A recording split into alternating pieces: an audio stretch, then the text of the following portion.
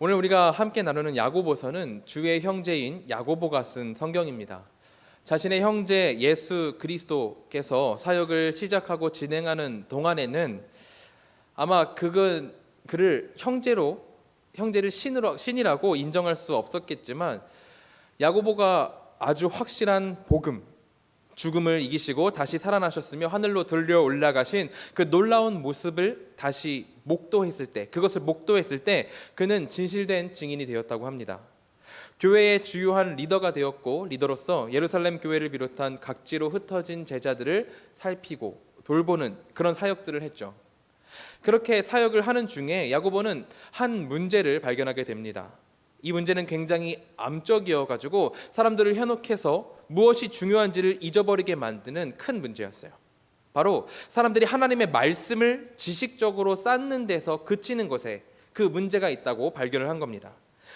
교회의 구성원들이 지식적으로는 충만해 있고 잘 알고 있었음에도 불구하고 그것을 실제로 행동하기까지에는 나가지 못하는 것에 문제가 있었다는 겁니다. 이것을 걱정했던 야고보는 펜을 들어서 짧은 편지를 쓰기 시작했습니다. 거기서 머물러서는 안 된다. 우리 그리스도인, 하나님을 믿고 하나님이 보내신 예수 그리스도의 사랑을 받은 자들은 예수님이 그러하셨던 것처럼 받은 말씀을 마음에 새기고 그 새긴 말씀을 행하는 믿음을 가지고 있어야 한다라고 편지를 썼던 거죠. 바로 그 편지가 주후 40년경에 쓰여진 첫 번째 신약 성경, 오늘 우리가 함께 읽고 있는 야고보서입니다. 우리가 오늘 말씀으로 받아든 그 메시지가 야고보의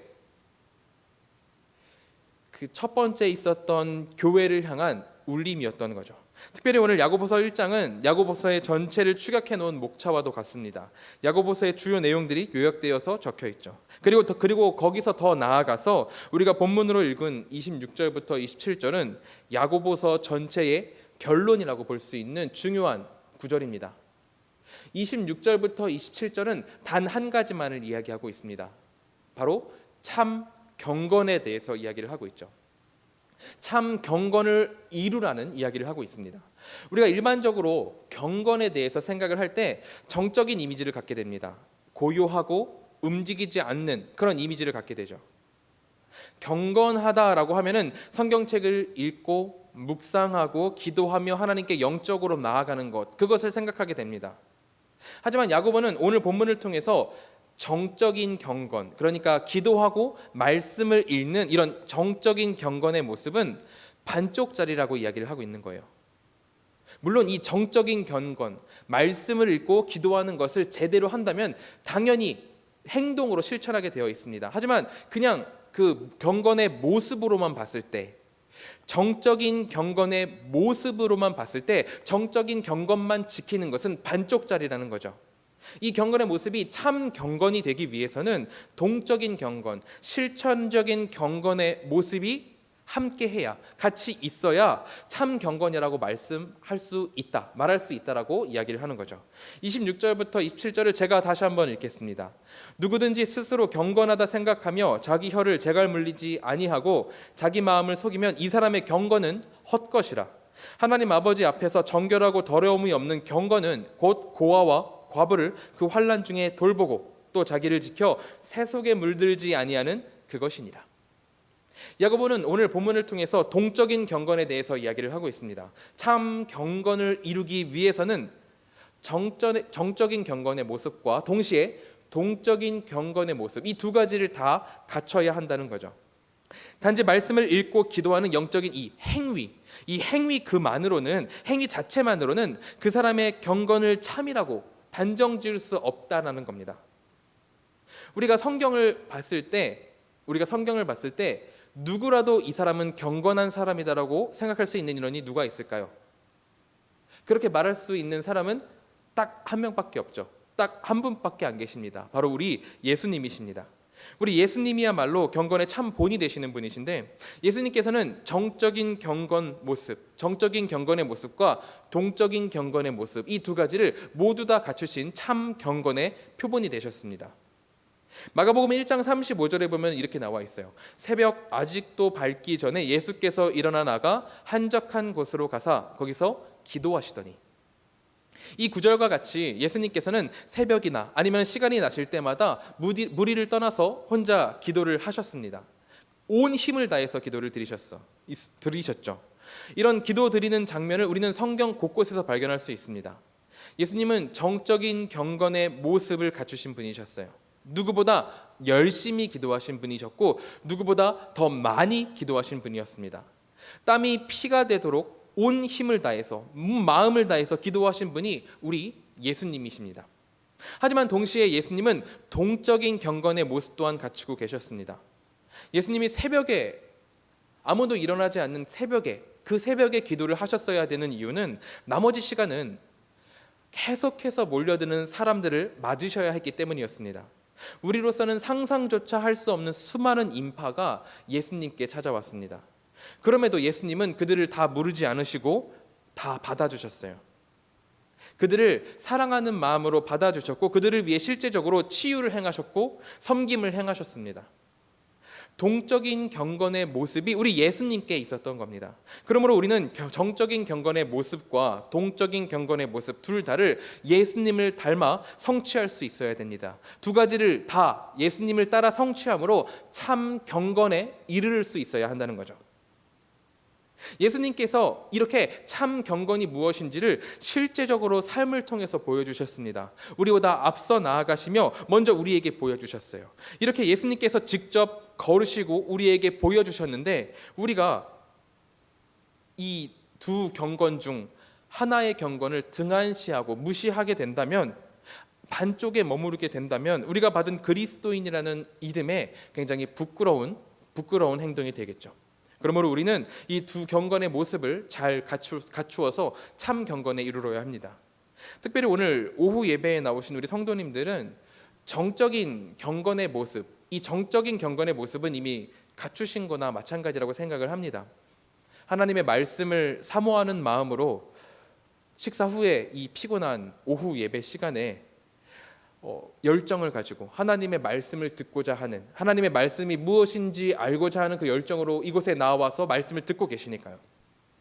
그러면은 우리에게 남은 것은 동적인 경건의 모습인데, 우리가 동적인 경건의 모습을 이루기 위해서는 과연 어떻게 해야 하냐는 겁니다. 저는 오늘 본문을 통해서 그것을 나누려고 합니다. 야고보는 오늘 26절, 27절을 통해서 동적인 경건의 모습을 세 가지로 나타내고 있습니다.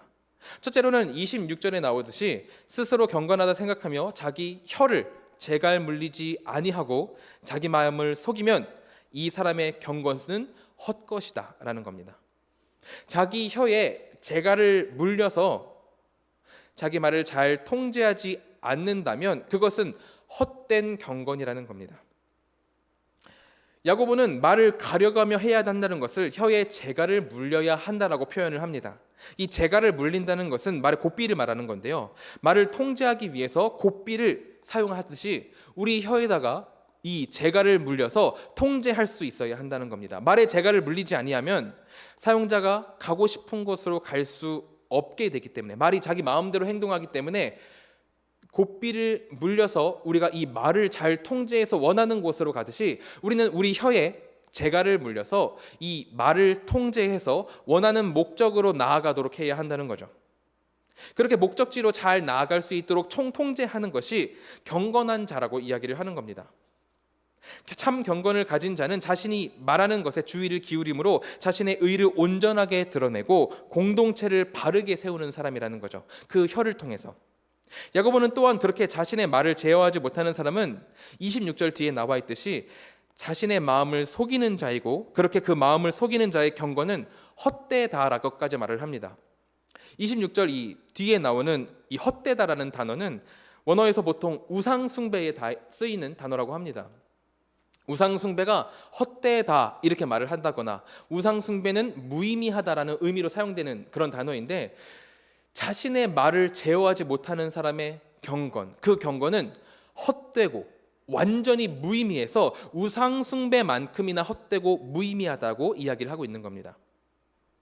야고보서가 쓰이던 이 시대에, 그 시대에 수많은 신자들이 어떤 상태에 있었냐면은 선생이 되고 싶어 했습니다.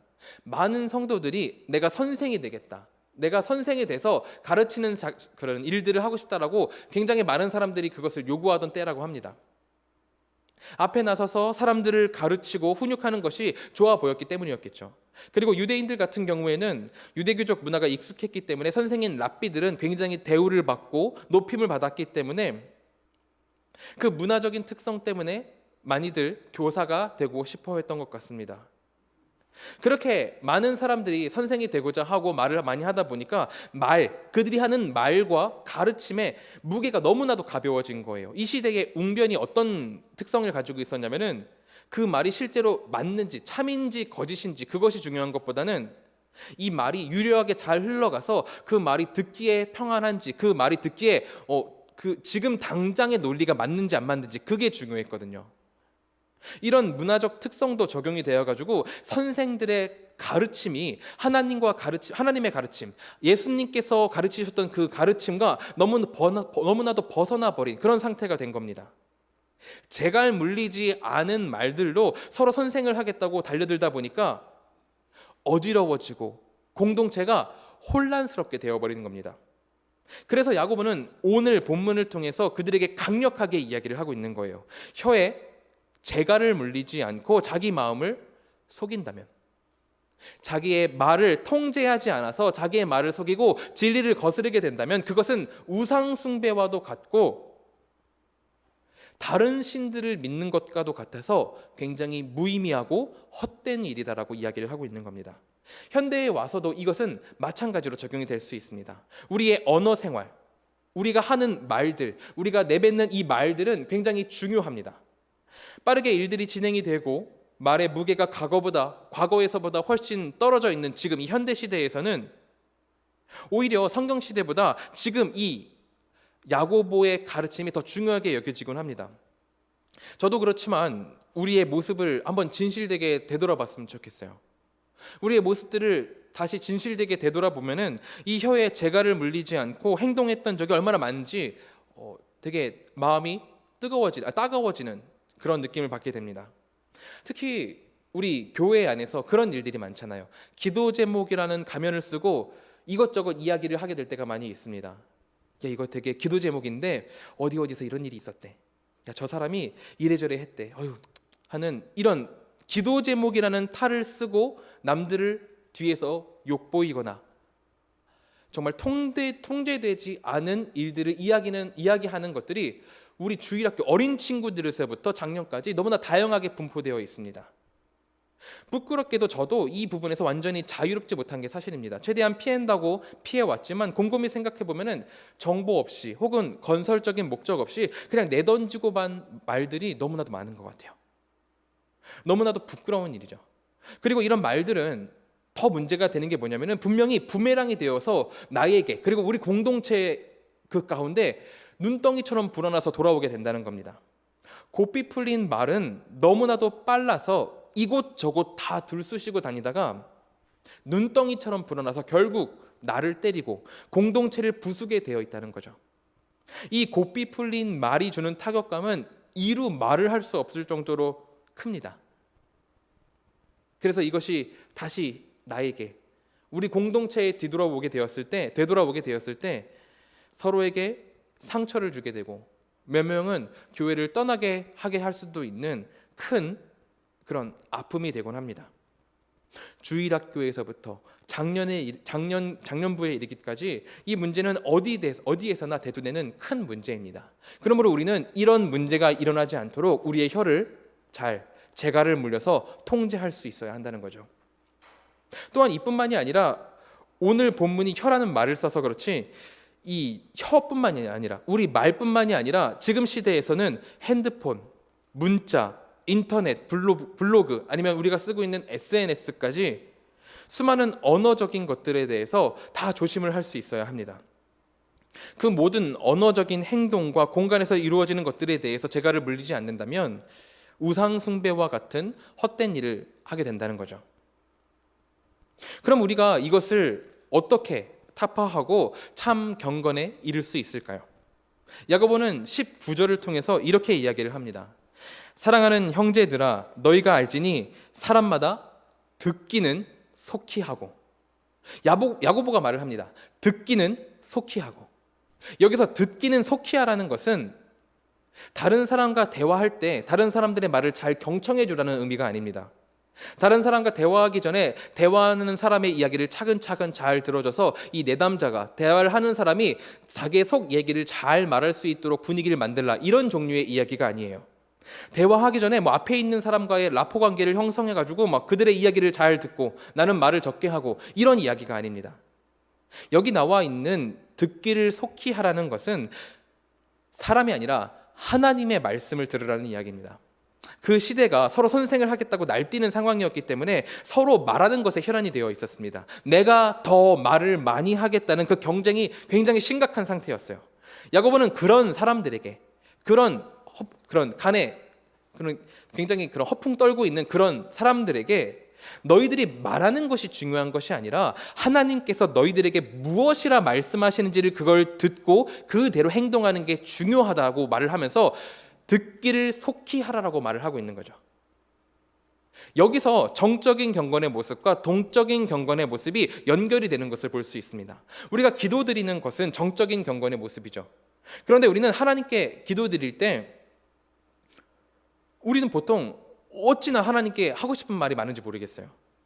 우리의 기도 모습을 잘 살펴보면은 거의 그렇잖아요. 와라라라 하고 다 쏟아내놓고 하나님 저 기도 끝났습니다 땡 하고 가버리는 게 우리의 모습이곤 합니다. 본디 기도는 하나님과 대화하는 것이고 하나님께서 우리에게 무엇을 원하시는지, 하나님께서 우리에게 무엇이라 말씀하시는지를 기다리는 것인데, 우리는 이런 것들을 망각하고 우리의 말들만 쏟아놓고 기도를 많이 했다, 우리 기도 다 했다라고 만족해버리고 만다는 거죠. 그리고 이렇게 하나님의 말씀을 듣는 과정은 생략한 채 정적인 경건의 모양만 지키게 된다면 그것은 동적인 경건에도 영향을 미쳐가지고 혀에 재갈이 물리지 않은, 통제되지 않은 말을 하게 만든다는 거죠. 그러므로 우리가 해야 할 것은 하나님께서 나에게 무엇이라 말씀하시는지를 들으며 올바른 정적인 경건의 모습을 갖추어야 합니다. 그것을 통해서 통제된 언어를, 통제된 말을 이루어 가야 하는 거죠. 지금 이 시대 자체가 헛된 서류를 만들어 가거나 주워 들으면서 시간을 헛되게 만드는, 시간을 헛되게 쓰게 만드는, 그렇게 만들기 쉬운 그런 때입니다. 이런 어두운 때에 혀와 언어적인 모든 것에 우리의 재갈을 채우고 스스로 재갈을 채우고 그것을 통제함으로 참 경건을 이루는 일이 너무나도 중요합니다. 가뜩이나 공동체가 모이기 힘들고 약화되고 있는데 내가 경건하지 못함으로, 참 경건을 이루지 못함으로 공동체를 파괴하는 데 일조한다면 우리 하나님께서 우리 공동체를 보면서 얼마나 가슴 아파하시겠어요. 그러므로 참 경건의 모습을 따름으로 공동체를 건강하게 세워가는 우리 모두가 되기를 소망합니다. 다시 본문으로 돌아와서 야고보가 이야기하는 동적인 경건의 모습 두 번째는 27절 초반과 중반에 나와 있는 말씀입니다. 제가 읽겠습니다. 하나님 아버지 앞에서 정결하고 더러움이 없는 경건은 곧 고아와 과부를 그 환난 중에 돌보고. 야고보는 동적인 경건의 모습을 이루기 위해서 고아와 과부를 돌봐야 한다고 이야기를 합니다. 고아와 과부는 이 시대에서 상정할 수 있는 가장 최하층의 사람을 말합니다. 스스로 몸을 지킬 수조차 없는 그런 가장 약한 존재를 말하는 게 고아와 과부죠. 하나님께서는 구약에서부터 이러한 고아와 과부, 연약한 자들, 이 연약한 자들에 대한 사랑을 이야기하셨습니다. 신명기 10장 18절을 보면 이렇게 나와 있습니다. 고아와 과부를 위하여 정의를 행하시며 나그네를 사랑하여 그에게 떡과 옷을 주시나니. 시편 146편 9절입니다. 여호와께서 나그네들을 보호하시며 고아와 과부를 붙드시고 악인들의 길은 굽게 하시는도다. 스가랴 7장 10절입니다. 과부와 고아와 나그네와 궁핍한 자를 압제하지 말며 서로 해하려고 마음에 도모하지 말라 하였으나. 하나님께서는 이미 구약에서부터 이 연약한 자들, 연약한 이웃에 대한 보호를 명령해 오셨습니다. 결국 야고보가 이 부분에 대해서 말하는 것은 우리가 앞에서 이야기했던 것과 같이 하나님의 말씀에 귀를 기울이는 것, 하나님의 말씀을 듣는 것이라는 이 정적인 경건을 다시 한번 강조하고 있는 겁니다. 야고보가 이야기를 하는 거예요. 사람들의 필요를 채우는 것이, 사람들의 이 필요를 채우는 일이 경건을 위해서 선택적인 일이 아니라 경건을 위한 중심적이고 의무적인 사항이라는 겁니다. 하나님의 말씀을 따라서 하나님께서 구약 시대에서부터 명령해 오신 그 말씀을 듣고 그 말씀대로 행하는 이 일이 선택적인 것이 아니라 중심적이고 의무적인 사항이라는 거예요. 너희들이 너무나도 잘 알고 있다시피 너희들이 어떤 율법적인 그런 문서 사항이라든지 아니면 예수님께서 가르치셨던 것 같이 연약한 사람들을 돌보는 것은 옛날부터 계속해서 있어 왔던 일인데 그것을 너희가 선택적으로 이것을 지키고 안 지키고 그것이 중요한 것이 아니라 경건을 위해서는 이것을 중심적으로 생각을 해야 되고 의무적으로 선택해서 이것을 잘 지켜나갈 수 있어야 한다라고 이야기를 하고 있는 거죠. 우리 그리스도인에게 약한 자와 이웃을 돕는 일은 선택이 아니라 필수라는 겁니다. 이웃을 돕는 일은 구약시대에서부터 하나님께서 명령하신 경건의 필수적인 요소입니다. 성경에 보면 수많은 경건한 자들이 나오는데 그 경건한 자들이 다 이 연약한 자들을 돌보는 사람들이었어요. 믿음의 조상 아브라함도 나그네를 놓치지 않고 잘 대접했었고 성경에 나오는 수많은 믿음의 선배들이 고아와 과부에게 관심을 가진 사람들이었습니다. 그런데 오늘 본문의 시대에선 이 야고보서가 쓰였던 이 시대에서는 성도들이 자기가 선생이라고 스스로 외쳐대고 그렇게 스스로 외쳐대는 자들이 자기의 의견 내는 것, 자기의 목소리 내는 것에 정신이 팔려가지고 고아와 과부, 연약한 자들, 자신의 도움이 필요한 자들에 대해서 등한시를 하고 있으니까 야고보가 강력한 말로 이야기를 하고 있는 겁니다. 하나님 아버지 앞에서 정결하고 더러움이 없는 경건은 곧 고아와 과부를 그 환난 중에 돌보는 것이다. 강력하게 이야기를 하고 있는 거죠. 이 사항에 대해서 우리는 어떤지 모르겠습니다. 우리 성도님들께서는 어떠하신가요?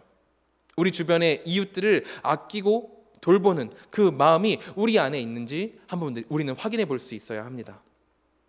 우리가 참으로 하나님께 구원받고 제대로 된 기도를 통해서 하나님의 말씀을 듣는 성도라면, 하나님께서 주신 그 말씀을 제대로 청종하고 지켜가고 있는 성도라면 우리의 행동에는 이웃을 사랑하는 모습이 있어야만 한다는 겁니다.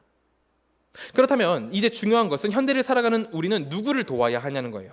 과거에야 이 성경 시대에야 약자와 아닌 자, 약자와 약자가 아닌 자 이 구분이 뚜렷했지만 현대 사회에서는 어느 정도의 사회 복지가 시스템화되어 돼가지고 전통적인 약자의 구분이 굉장히 희미해진 상황이잖아요.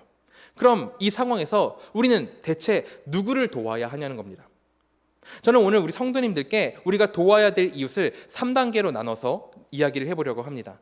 먼저 1단계의 이웃은 나와 가장 가까운 이, 바로 내 가족을 말합니다. 현대 사회로 돌입할수록 개인주의가 발전하고 한 사람 개개인의 인권이 강조되면서 이웃과 이웃 사이에 그 유대가 느슨해졌습니다. 그 사이가 느슨해짐과 동시에 가족 안에서도 가족 서로의 유대가 굉장히 느슨해진 상태입니다. 가족 안에서 서로 대화하지 않는 그런 가족들이 점점 더 늘어나고 있죠.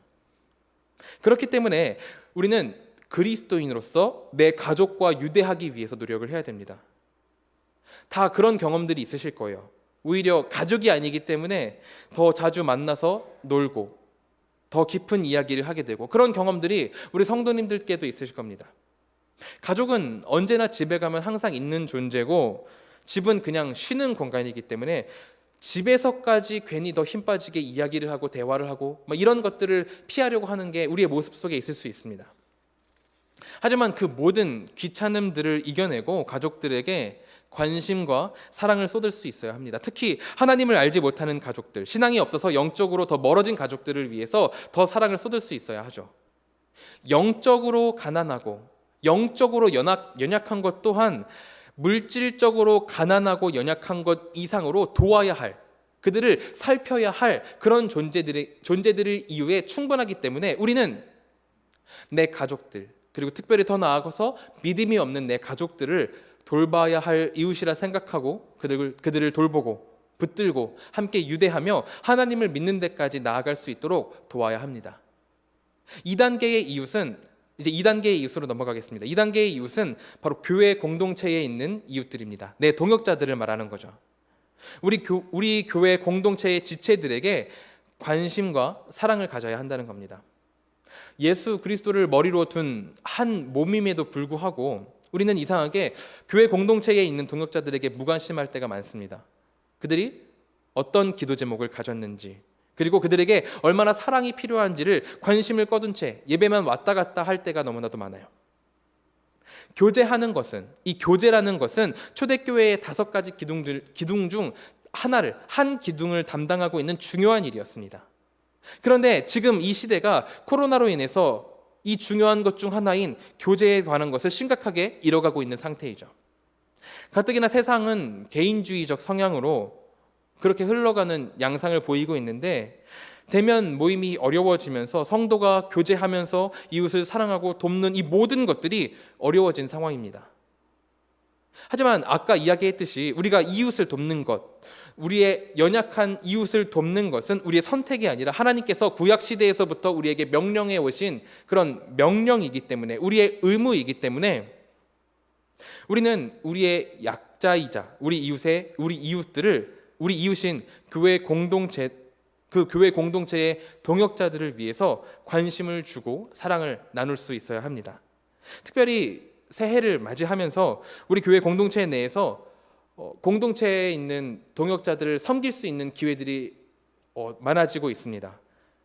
사역을 감당하는 것, 교사라든지 아니면은 주차 봉사를 하신다든지 아니면 각 위원회에서 위원을 하신다든지, 이런 봉사를 통해서, 섬기는 것을 통해서 이웃을 섬길 수 있게 되었습니다. 그렇기 때문에 우리 성도님들께 누군가 사역을 부탁해 오신다면 무리가 되지 않는 한 교회 사역에 꼭 동참해 주시기를 바랍니다. 이렇게 사역을 통해서 공동체를 섬길 때 하나님께서 참 기뻐하실 줄로 믿습니다. 마지막 3단계의 이웃은 교회 바깥의 이웃입니다.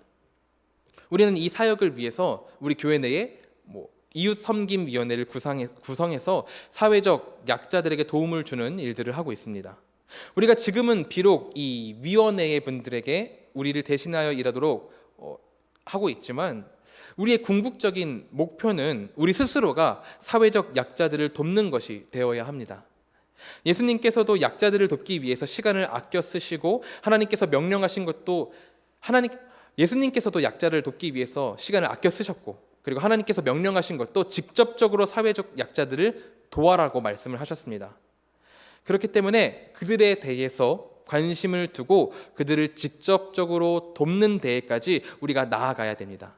그것이 우리의 목표가 되어야 합니다. 우리가 이렇게 3단계의 이웃들을 돕고 사랑할 때 우리 안에 참 경건의 모습이 세워질 것입니다. 다시 본문으로 돌아와서 이 동적인 경건의 3번째 모습을 살펴보도록 하겠습니다. 27절 마지막 절에 있는 말씀입니다. 자기를 지켜 새 속에 물들지 아니하는 그것이라. 새 속에 물들지 말라는 이 이야기, 이것은 세속 안에 있지만 우리가 세속적으로 물들지 않아야 된다는 이야기입니다. 야고보는 하나님을 기쁘시게 하는 경건이 단순히 외적인 행동이나 사회적인 조치에 있다는 것에 머무르지 않았습니다. 실제적으로 모든 방면에 있어서 총체적인 구분이 있어야 된다고 이야기를 하죠. 세상과는 다른 삶을 살 수 있어야 그것이야말로 참 경건이다라고 이야기를 하는 겁니다. 세상이 말하는 기준과 법칙, 그 모든 것들을 떠나서 하나님이 가르치신 기준대로 하나님의 말씀을 따라서 하나님 나라의 백성이라는 정체성을 가지고 이 세상을 살아가는 것이 참 경건을 이루는 가장 중요한 목적이라는 거죠. 이유라는 거죠. 특별히 야고보가 말하는 새 속에 물들지 않는 것은 세상의 저렴력이 강한 이 오염, 세상의 이 오염에서부터 자신을 흠 없도록 유지하는 것을 말합니다. 우리가 비록 지금 세상에 살고 있지만 새 속에 있으나 새 속에 물들지 않아야 한다는 거죠. 물론 우리가 새 속에 물들지 않으려면은 그냥 새 속을 떠나버리는 것, 새 속을 떠나서 산에 들어가거나 그러는 것이 가장 쉬운 방법일 겁니다. 새 속에서 떠나버리면 새 속에 물들지 않겠죠. 하지만 하나님께서 오늘 말씀하시는 경건은 세상에서 떠나서 혼자 살면서 세우는 것이 아닙니다.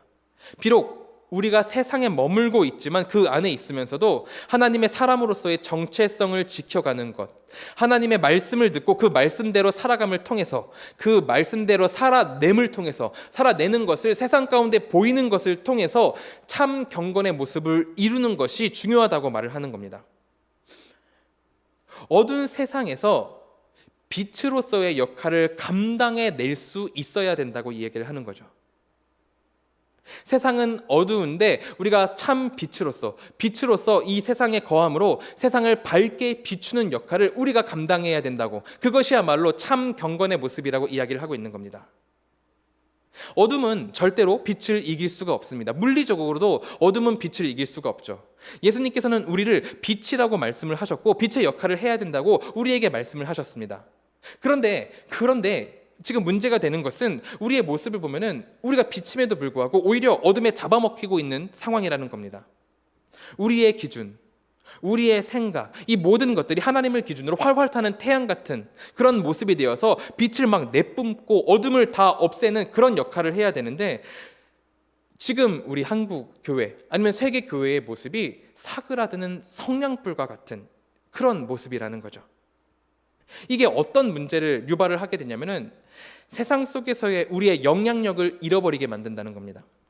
우리는 바른 기준에서 하나님께서 인간에게 요구하신 기본적인 이 도덕률에 대한 영향력을 가지고 있어야 합니다. 하나님께서 우리에게 명령하신, 하나님께서 인간을 처음에 만드셨을 때 우리에게 기본적으로 주신 그 도덕률을 우리는 우리의 영향력을 가지고, 하나님의 백성이라는 영향력을 가지고 여태까지 잘 지켜왔습니다. 그런데 이제 그 어둠에 우리가 장식당하고 있어가지고 이 기본적인 도덕률을 지키지 못하는, 이 기본적인 도덕률을 지키지 못하게 만드는 그런 미약한 영향력에 머물고 있다는 겁니다. 동성애를 비롯한 성경적으로 비상식적인 일들이 우리 사회 안에서 너무나도 비일비재하게 일어나고 있잖아요. 그러므로 우리는 참 경건을 이룸으로 이 도덕률, 이 영향력을 이루어 갈 수 있어야 됩니다. 참 경건을 이룰 때 우리는 하나님이 말씀하신, 예수께서 말씀하셨던 참 빛으로서 이 세상에 존재하게 될 것이고, 어둠에 잠식당하지 않고 오히려 그 어둠 가운데 거할 때 어둠을 다 몰아쳐내서, 물리쳐내서 세상을 밝게 비추는 역할을 하게 될 것입니다.